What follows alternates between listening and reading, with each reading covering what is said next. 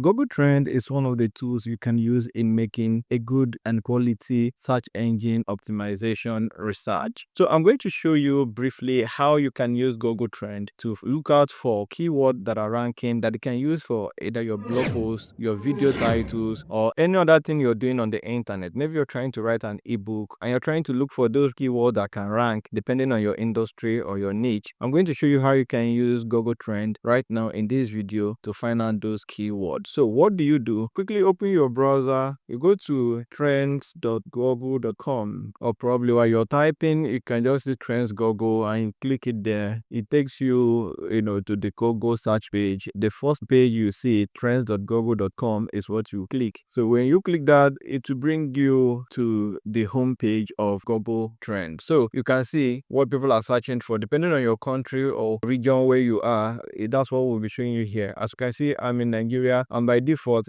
my browser set it to be in Nigeria. That's why you see it's showing me this here on homepage about Nigeria. But I will go here and then I just go down and check for any other country I want to.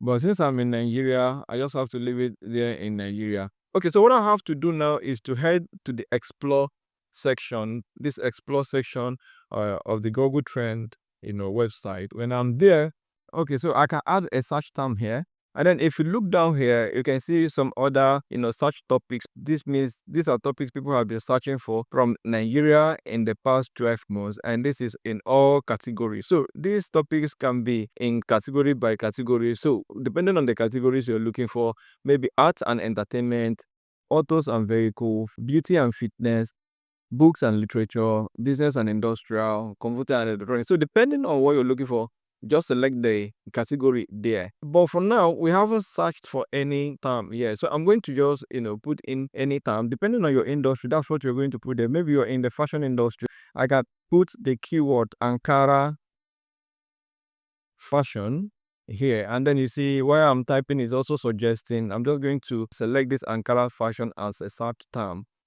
So you see interest over time. So this is Ankara fashion as a search term. People searching from Nigeria within the past 12 months in all categories. And then these are the results coming from the web searches. So if you look here, you see how these blue lines are showing you the rise and fall about the volume of how people are searching for this keyword per month. So you see between October 13th to 19th in 2024, we had 53 searches. And then it increased here in December 15th to December 21st, 2024, it increased to 100. And then by December 29th to January 4th, there was no search at all. So you just use this to monitor how the keyword you search has been doing over time. Usually anything above 100, for the keyword I search, if it's consistently above 100 or 80, I get to know that that keyword is actually doing well. So if you scroll down here, you see where it also shows you the interest by region